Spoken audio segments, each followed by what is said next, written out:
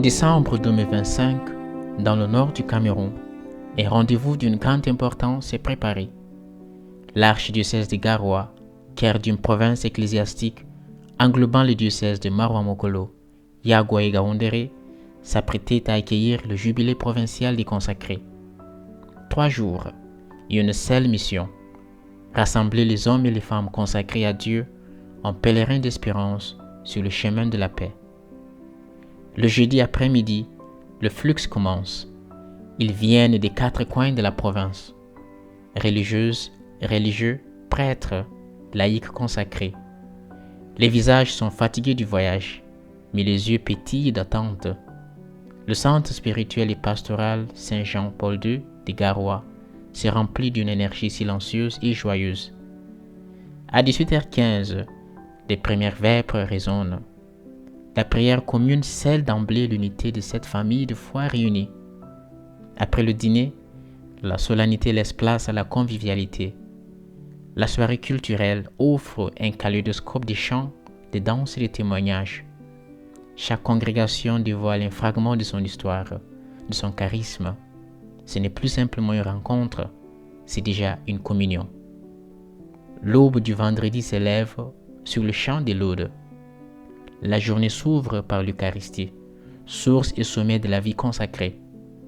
À 9h, tous se rassemblent pour la conférence sur le thème « Pèlerins d'espérance sur le chemin de la paix avec Marie et comme elle ». Des paroles qui résonnent profondément dans un contexte où la paix est plus qu'un souhait, une prière d'attente.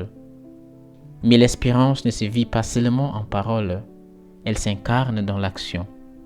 À la suite de la conférence, le comité Foi et Justice prend la parole. Ses représentants présentent leur mission cruciale: promouvoir la dignité humaine, la paix et la justice sociale, au cœur des réalités parfois difficiles de la province. Un appel concret est lancé à toutes les congrégations présentes. Envoyer des représentants pour renforcer ce réseau d'engagement. L'espérance devient ainsi un projet, même tendu, présence active dans le monde. Le cœur de cette journée, son moment de plus grande intensité, est attendu à 15h. Le soleil est au zénith quand la procession se forme aux abords de la cathédrale Sainte-Thérèse de l'Enfant Jésus. 14 stations, 14 méditations sur la souffrance et le salut. La foule avance lentement, dans un silence ponctué de lecture. Chaque station est un arrêt, un temps pour contempler, intérioriser. Le chemin de croix s'achève, mais la prière ne s'interrompt pas, elle se transforme. Place à l'adoration, un silence palpable, dense, envahit l'environnement. Seuls les battements des cœurs et le bruissement des respirations semblent exister. Des centaines de regards fixent l'ostensoir. C'est un moment de face-à-face intime, collectif avec le divin. L'espérance, évoquée le matin même, se nourrit ici, dans le silence habité. De ce recueillement profond jaillissent les vêpres du soir. La psalmodie monte alors, plus vibrante, porteuse de toute la paix recherchée. La journée s'achève par un dîner fraternel et une soirée dédiée à la mémoire vivante des congrégations. L'histoire s'incarne dans les récits partagés, rappelant que cette espérance est aussi le fruit d'un long cheminement. Dernier jour, les laudes du samedi matin ont une saveur particulière, celle de l'accomplissement.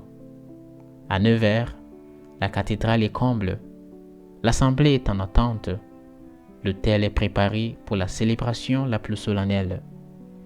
C'est son Excellence Monseigneur Bruno Atebaïdo, évêque de Maroua-Mokolo, qui préside cette messe épiscopale.